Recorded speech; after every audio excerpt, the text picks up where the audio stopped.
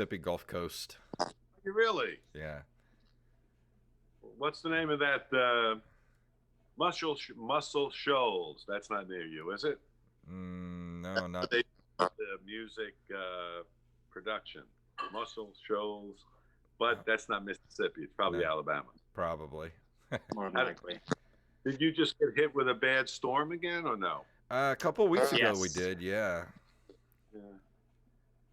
Yeah, we actually had to cancel an interview because I Yeah. was out without power for about a week and a half. Yeah, I was out for about 2 days. Well, neither of you have Southern accents. That's good. Yeah. Luckily. Yeah.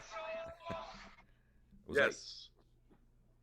that- all right. Well, we are live on Twitch right now. Everything looks good.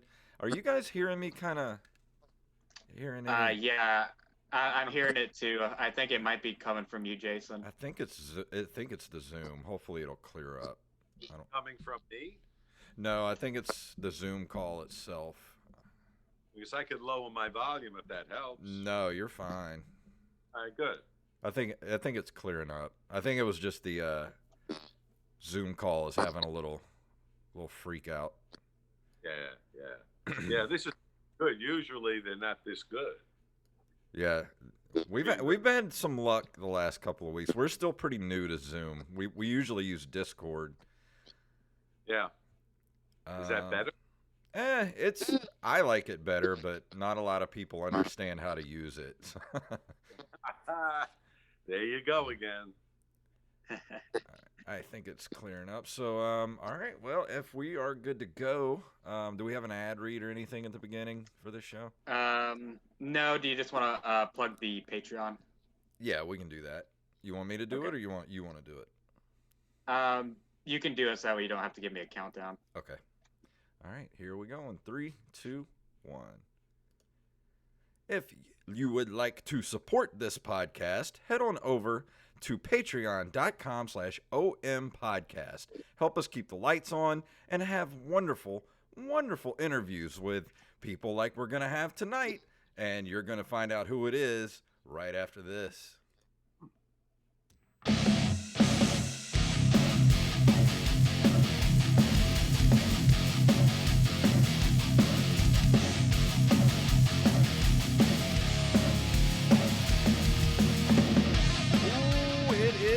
Thursday night, and you know what that music means. It is open micers time. My name is Jason Robbins. I'm Jacob Craig, and our guest today is the host of Profiles, the show that gives you a 30-minute overview of celebrities such as Smokey Robinson and Joan Rivers, just to name 2 out of 300, over 300. And he is the president of Quest Media Entertainment, Inc., which is a television production company. Please give a warm welcome to Mr. Mickey Burns. How are you doing, Mr. Burns? Honored to be on your show, Jason. Honored to be here. And by the way, Jacob, we finished our 500th episode in January. Wow. So now we're at 537, somewhere in there. That's awesome. It's quite a ride. I can imagine. What goes into producing a TV show for that long? Because most shows are lucky to get 100 episodes. Well, I think it's a combination of things. Our location helped. We do the show from Times Square. So a lot of the celebrities during non-pandemic times come through Times Square.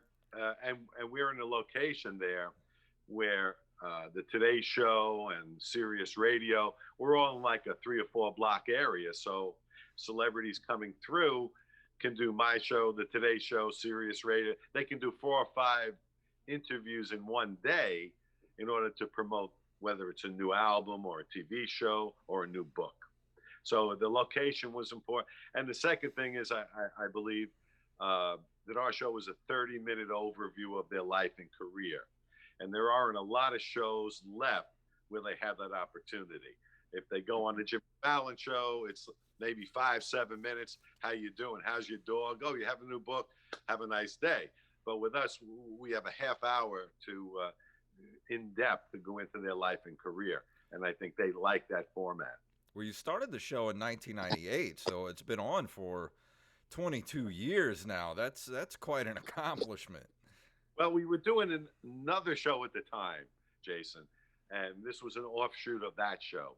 And the show Okay. was Special Edition, and it was a show we produced, news magazine for Time Warner. And in every segment, we had a 4-minute, 5-minute profile of a celebrity in New York City that was passing through. If Tony Orlando was on Broadway, we'd hop up there and do a little piece on him doing that. And there was celebrities doing stuff all over Manhattan. And every time I came back to the studio, I would say to the staff, you know, it's a shame I just had a half-hour interview with Tony Orlando, and we have to break this down into a 4-minute segment, and we're losing all this great interview. We should do another show, long-form, in-depth, half-hour show and call it Profiles. And the first one we did was with Chuck Mangione, the trumpet player. And I said, this is fabulous, you know. They love it. The people watched it, loved it. And I said, we have a winner here. And that's been many years ago. Jacob had mentioned that you had interviewed Joan Rivers.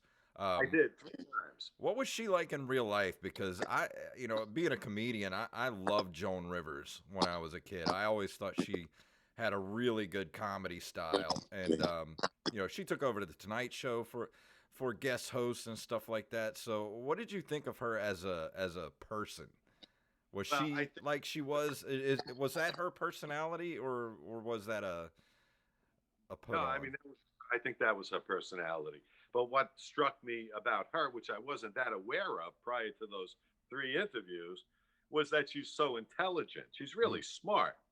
I mean, I think she had a major. She was valedictorian of a class. She majored in anthropology, not comedy. Wow. You know, and really smart. Very determined, and an energy level like I had never seen before. I mean, she worked 16-hour days all the time, and I'm telling you, she was tireless. You know, she never got tired. And I remember the last interview that I had with her, I wanted to talk about her plastic surgery. I was a little queasy going in, you know. And I said to her, a lot of people are interested in your plastic surgery because I read, whoops. Oh, that's still there? Yeah, we're still here. And I had read somewhere that you had your eyes done, your nose done. And then she took it from there and she said, yeah, I had breast reduction, liposuction. And she went down the list. And so I guess the reason I'm telling you this, she was also extremely honest and transparent. And she would talk about anything without a problem. She was very giving, and one of my favorite guests because, and she was funny, really funny. So how did you take us to the kind of the beginning of your kind of entry into the entertainment business? Like, what was some of how did you get into what you're doing? Well, that's a great question. When I was in college, and I went to college in Missouri, Missouri Valley was my college, and I went to graduate school, Central Missouri State, and I majored in communications. I wanted to be a sports broadcaster back then. You got the voice for that. You know what happened? As I got closer to graduation, that was BC. Mm-hmm. You know what it stands for? Before K. Yeah. So, you know, there wasn't a lot of stations around. It was like 4 or 5 people. There was 7 stations tops, not like today with 500 channels. Yeah. At the time, I missed New York, and I realized if I go into broadcasting, I'm going to have to start out in some small town in Idaho or North Dakota, and then work my way up if I had the chops. Mm-hmm. And even there wasn't a lot of opportunity. It was very difficult. So instead, I decided to come back to New York, and I became a teacher and a coach. And I did that for a number of years. My best friends worked at Channel 5 News, Fox, in New York City. And I was a professional singer as well. And one day, one of my golfing friends who was a cameraman up there said, Mickey, my partner's going on vacation. you want to work on the news crew as a sound man. And I said, I'll do anything to get my foot in the door. So I started doing that. And it's like anything else. Once you have your foot in the door, I worked my way from within. And in a very short period of time, I was able to finagle myself to do an on-camera story. And the rest, they say, is history. And that was 30 years ago. Wow. So you've been in it a long time. Yeah. And loved every minute of it, you know. And can I tell you one quick story? Oh, yeah. You have a moment Oh, with yeah. time with when I was a sound man at Fox. The way you made a lot of money was to get on a special. Mm-hmm. All right. And they were doing a special on domestic violence. And again, my friend who was the cameraman said, Mickey, I got you on this special. You would make about $2,500 for the week. That because you were working long days. He said, we're going to Paterson, New Jersey, and we're going to the police station there and wait for a domestic violence call. And then we're going to go there with the police. And I said, Richie, we'll be here all day waiting for this call, right? We get there 2 minutes after we sat down. Phone rings. You're on. Let's go. Get in the car. A woman just called. Her husband's beating her up, and he's got a knife and a gun. So this could be a little hairy. So we hop him back to the police car. We race to the scene. And the house is like an old Munster house, you know, very old and big and scary looking, you know, and dark. It was like February. So the cops go in. We're behind them with the camera and the boom mic. We can't find this guy, right? On the second floor, they noticed the window was open about a foot. They said, he must have jumped out the window. So let's go around the back. We go around the back, and there's all kinds of garbage back there, old tires, leaves. And we're standing in the middle of the yard, and the police are with the light in the hedges. And all of a sudden, I noticed on a ledge, I thought I saw the tip of a sneaker. So I said to Richie, who was the cameraman, point your light up to that second floor ledge. And he did it, and he saw the tip of the sneaker, and then he panned to the left, right onto the guy's face. We got him. And the police have their backs to us. So they don't even know what's going on, you know. So at that point, he realizes we got him. He stands up on the ledge. The police start coming towards us. And with that, he jumps off like Spider-Man onto the cops from the second story and start wrestling. Right? And we haven't moved, Jay. So we're standing in the same spot. Wow. You know, it was like making a movie, but this was real. You know what I'm saying? Yeah. That's what it was like. So then, you know, they're fighting in the leaves, and they're trying to handcuff him. They finally handcuff him. They throw him in the back of the car. We're taping the whole thing. We go right to the police station. They bring him right to the cell. As the cell closes, I said to Richie, go to commercial. I mean, it was unbelievable. The reason I tell you that is that won an Emmy. Really? This domestic violence special. And the people on the West Coast, but the best part of the whole special was this scene that we had taped, you know, 2 minutes after we got there. And that was the seed for cops. Because when they saw that in the Fox on the West Coast, they said, this would make a great scene. We should just send the camera crew out with the police every night and see what they come back with. So that was the seed for cops. Wow. So you had a hand in creating one of the most popular and longest running TV shows in America. Jacob, by total accident. By total accident. That's the way to do it. We were only there like 5 minutes. We rushed to the scene. We stood in one spot and everything happened around us. And we came out with gold. It was gold. And how much money did Fox make off of the next 30 years because of that? Get a nickel. And you should get something. I'd be writing a letter or an email. You know, back in the day. But yeah, that it was just by accident, but it was so riveting to see something live and real like that. You didn't often see that on television at that time. Yeah. So, but I tell you that because you asked me how I got into the business. And boy, do you think I had an itch to keep going at that point? Yeah. Of course. I was all in, you know? Sure. I've And loved you it. were involved in the production of another television special that also won an Emmy. And that, I think that was the pro-life versus pro-choice. Right. And that was Well, a year later. That was like a year. And the only thing I can tell you about that is that by doing that special, I realized at that time how passionate the people were on both sides of that issue.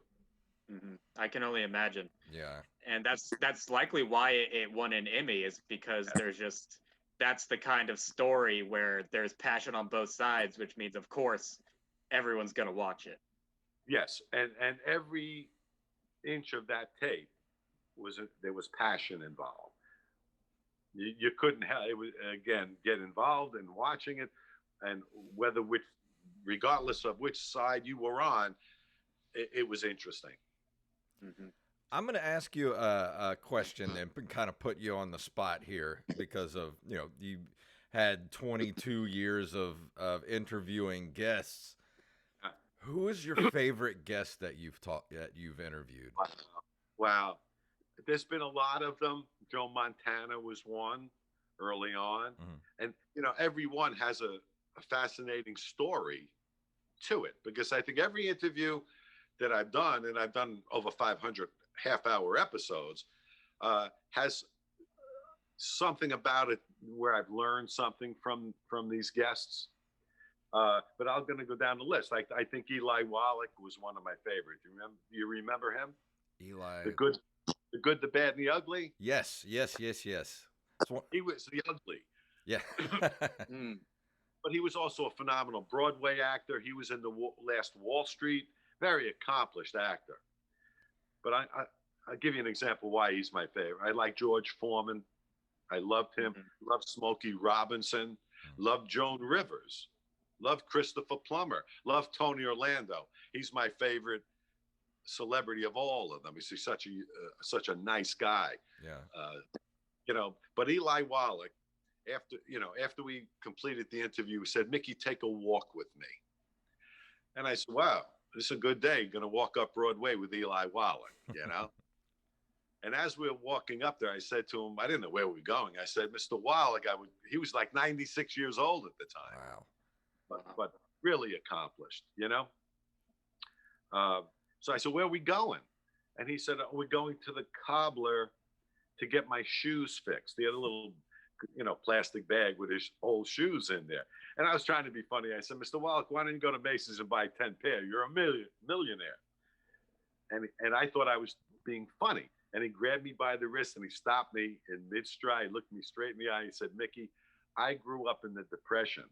He said, "Back then, we didn't buy new, we fixed old." And he said, "I've never been able to shake that." Wow. And then I think he passed at like 100 years old, but that stayed with me. And I'll never forget it. It was like it was yesterday. That's some good advice. Well, yeah, they had to be that way. It wasn't it wasn't something that they thought about. That was a reality of the times. Nobody had any money. Yeah. Right. I have one more question that goes along with that one, and you don't have to answer it if you don't want to. I'm enjoying this. Whatever you want to. Go ahead, Jason. Who is your least favorite person you've ever? Who's that?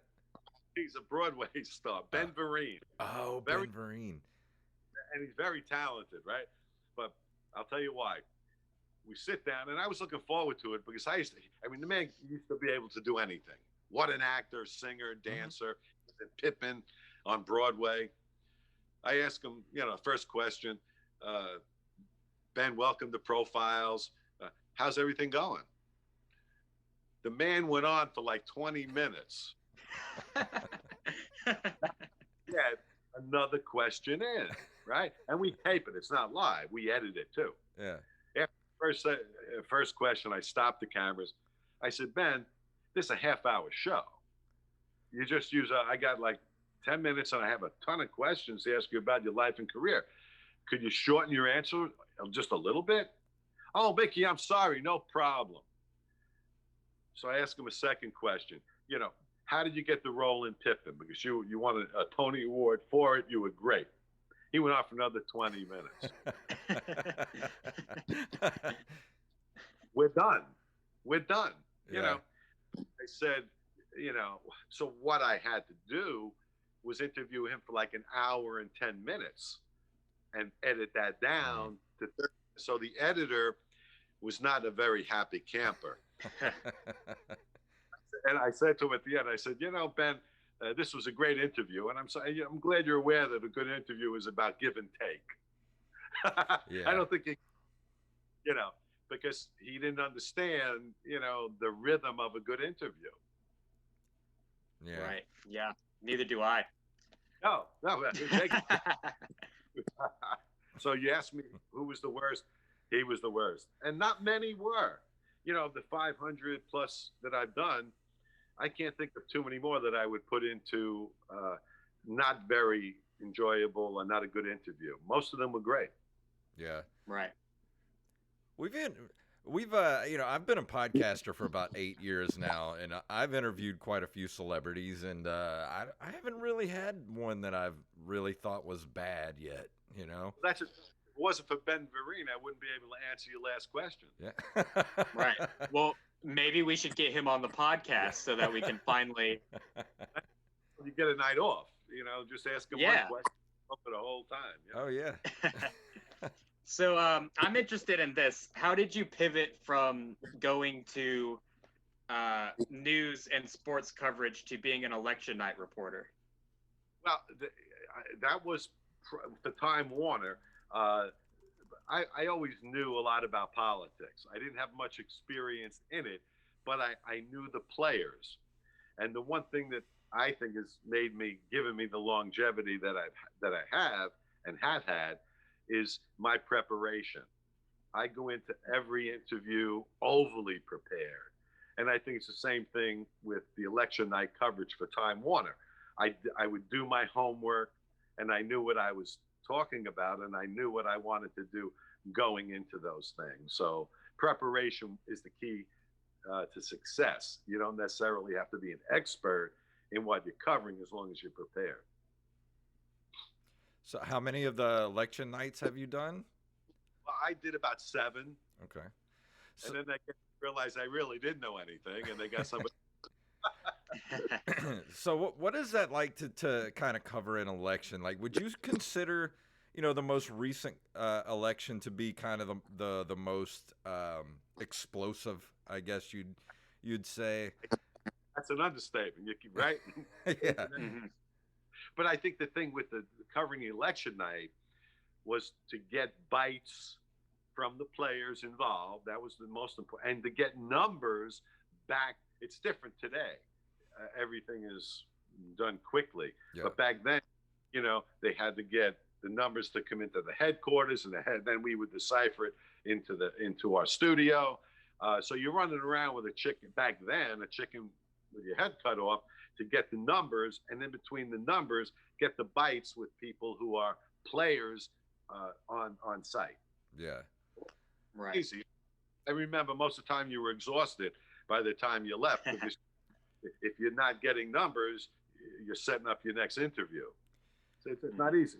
Yeah, I couldn't imagine being a reporter during election, especially this last one with, I was looking on Twitter, and there were some, they were talking to some of the guys who were literally there for just days and days and didn't sleep. And I don't think I would like any job enough to not sleep for like 4 or 5 days and just be constantly on the air. I always saw it as a challenge. Yeah. Because it was something different, and it didn't happen every day. It was something that happened once a year. Mm-hmm. And it was a different kind of challenge. So I welcomed it, Yeah. Yeah. Should nickname it the Sleep Triathlon. Yeah. But so how has COVID impacted you personally, especially since you're the president of a television production company? Are you able to produce anything right now? Well, we are doing that. We didn't do anything for, I'm going to guess, 5 months. Mm-hmm. And then we got very antsy, and we started to produce again, and we're producing now. We're very careful. Our crew is a skeleton crew. Nobody else on the set but our skeleton crew and the guest. And As a matter of fact, next week I'm interviewing. I'll test your knowledge on music. Robert Cool Bell. Robert. Oh yeah, no, I know that name. Name of the band that he played for was. You didn't know. It was Cool in the Gang. Oh yeah. Yes. Celebration, Joanna, Tonight, and they must have had 10 top 10 hits. Oh yeah. Right. Now he's got his own line of champagne, so he's moved up in the world. Really? That's kind of interesting. That's incredible. Doing him. I had Dionne Warwick on our schedule for, I think it was yesterday. And when we had a spike here in New York again, she got scared and backed out because everyone is doing Zoom, but we're trying to get back into the studio because Zoom is not what we do. We're an in studio, and we didn't like the Zoom. You guys very well, but that was not what we did or do. But yeah, we're back doing them. But for March, April, May, June, I would say July, we were on hiatus, which is not only bad for me, but it's bad for the people that work for me that are used to working on a steady basis. Yeah. Well, there's always one question I like to ask people that are highly successful like yourself, with it being in the, having your own production company and having a really successful TV show and all those types of things. Like, what is the one piece of advice you would give somebody that wants to get into, say, just something into the entertainment industry, like if they want to have an interview show or something of that nature? What is the one piece of advice you would give to somebody that's just starting out? Yeah, there's no magic bullet. I would say, identify your talent. Make sure you have talent before you put everything you have into it. Get some advice from people in the business, not from Uncle Joe, right? Who are going to tell you, you're wonderful, you're great, right? Yeah. Get some advice from a professional. Secondly, before we get into the business end, be yourself, right? Mm-hmm. Don't try to be like Jimmy Fallon. Don't try to be like David Letterman. Don't try to be like Mickey Burns. Develop your own unique style. You're not going to be a next Howard Stern. There's only one. Yeah. But there's plenty of room for new personalities with a unique style that's captivating. So the last piece of advice is, if they really want to go big, to try to work from within, not from the outside looking in. It sounds complicated, but I remember when I was at Fox. Now, remember, I got into Fox, really, I didn't put a resume in. I just got lucky. But once I got into inside the structure, it's so much easier to work your way to do what you want to do. Yeah. I remember off the newsroom at Fox in New York City, there was like an office that was unused. And people used to send in tapes and resumes, and they would throw them into this room until they would go almost up to the ceiling. And once a month, the news director would come by and say, I want to see this room cleaned out by 5 o'clock today. And they would bring one of those big dumpsters, throw everything in the dumpster, and nobody ever even opened the unsolicited mail. Yeah. Trying to pitch a show, or you're trying to get a job. The chances are so astronomical, But today, everything is different. In those days, you didn't have the Zoom and the podcasts. So the opportunity to present your work is right in front of you. back then we didn't have that. But again, if there's any way you could, I tell people all the time, because some of the millennials that come and work for me, they want instant gratification. Mm-hmm. You know, they want to be a star yesterday. They Yeah. want to be, yeah. And I tell them, go get the coffee, and then in a couple of years we'll talk about it after you've proved that you have a work ethic. That where I really want to give you that opportunity. Yeah. You know, learn your craft first, and in time you'll get your opportunity. And Joan Rivers said to me too. You mentioned her before. She said, like people in comedy, those that really stuck with it and were able to deal with the rejection Mm-hmm. over time, all found their niche somewhere in the comedy world. Yes. So again, Absolutely. it's the stick to itness, you know, never say die, don't quit. But in the end, you better have some talent. Yeah.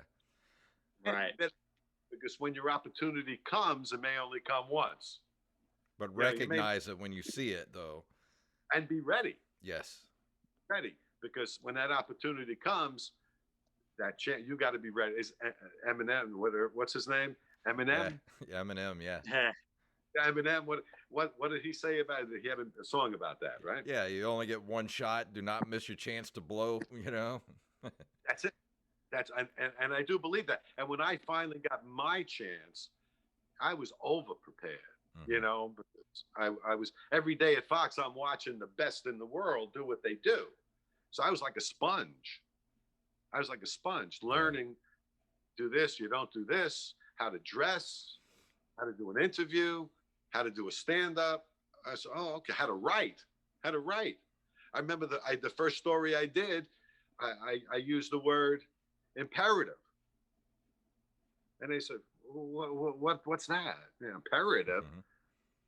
You break down to the simplest form your language, because not everyone has a master's degree like you. Yeah. That's not imperative. So I learned early on, you break it down to its simplest form when you're doing a news story. So again, you know, I learned from the best, and I was ready when my opportunity came to be more than ready to be in front of the camera. Yeah. That's actually the best advice I think we've ever been given on this show. I think so too. Yeah. I mean, it makes sense, because when people ask me, like, how do you get into acting? How do you get into movies and like stuff? It's like, well, you got to just get on set.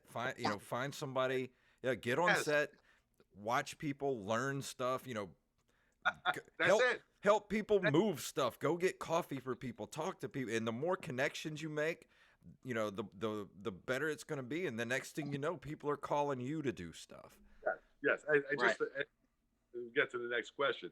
But keep in mind, when I started out, I was holding a boom mic. Mm-hmm. Like I told you the story about the cop story, right? Yep. But that's middle of the backyard of holding a boom mic. But I went from that to being on air in New York City for almost 25 years. Wow. Right. But And right? Oh yeah. That's how. Right. Yeah. And the same can be said for anyone who wants to get into comedy. If you want to get into comedy, know who has the weed. That's it. You give them the weed and you'll get booked. That's all it takes. You know, I just had James Murray from Impractical Jokers. I love James Murray. I love Impractical Jokers. We're both from Staten Island, as are all the jokers, right? And you know, he was telling me when he started doing stand-up, he was getting $5. He had to pay them $5 for 5 minutes. Mm-hmm. Wow. When the Impractical Jokers did their first show, they rented a club in Manhattan, and it cost them like $150. 10 people showed up. That was it. At 200 seats. And he said when they sold out Madison Square Garden, he got out of the subway and he saw the sign, Impractical Jokers sold out. He started crying because he remembered doing stand-up, paying $5 to have the opportunity to practice his craft. Yep. Absolutely. Me and Jason have paid out of pocket many a time to travel to 4 hours away and get paid $20 out of a tip jar. Yep. Yes. Well, we're coming up on the end. We're running out of. Go another hour. I'm ready to go here. I'm teasing. Oh, trust me, if we could, I'd love to, but Zoom only gives you 40 minutes. So you guys are very good at what you do, and you're on to something. Keep it up. Keep it up. Thank you. Thank but you. I do have Appreciate one it. more question for you. Yes. Where's the best place to get pizza in Staten Island? Well, there's a lot of competition here, but there's a place that's historically known as the best. It's called Danino's. Danino's. You can look it up on the web. Been there forever. And the best part about it is it's in a place called Port Richmond. And right across the street from it is a store called Ralph's Ices. The best Italian ices in the city of New York. So you go have your pizza at Danino's, which is the best. Mm-hmm. And afterwards, you go have dessert across the street, Ralph's Ices. You're in heaven, Jason. All right. Well, I tell you what, I have a friend that I'm going to visit that lives in New Jersey, just right across the bridge from New York. And I'm going to visit him as soon as all this COVID stuff is over with. I'm going to visit, and I'm hitting up all the best places to get pizza, food, everything while I'm up there. You'll thank me. And please call me after you try it. I will. And thank you so much for coming on the show. It's been an absolute pleasure having you on the show tonight. Well, Jason, it's been my pleasure. Jacob, my pleasure. And Yes, to sir. both of you, God bless and continued success. And if you would like to follow him, you can go to your Twitter is Mickey Burns TV, at Mickey Burns TV. And it's the same thing on Facebook and on Instagram. Awesome. I will put it in the show notes. So thank you very much. And Jacob, anything you want to plug before we leave tonight? Yes, tomorrow night, or I guess afternoon, I am on a live stream comedy show from across the pond. It is hosted in the UK. I'm doing it right here from my bedroom. It's going to be 2 p.m. CST. You can follow Hen Nights. That's HENN, nights as in the opposite of days, on Facebook and YouTube to see it. And I'm not getting paid a dime, so you might as well just watch, I guess, and help. Like I said at the beginning, don't forget to go support us on Patreon at patreon.com/OMPodcast. Just a couple of bucks a month keeps the lights on here, and we do extra episodes every month for our Patreon supporters, and you get the shows a little bit earlier than everybody else. So as a patron, you get early access to the episodes. And other than that, we're going to go ahead and get out of here. If you would like to email us, you can email us at openmikerspodcast@gmail.com.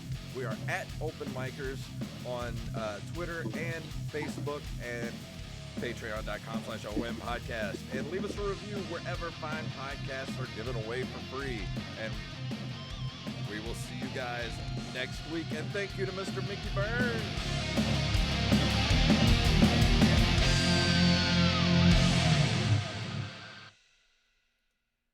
Awesome. Thank you guys for watching on Twitch tonight. And Mickey will be right back with you in just a second.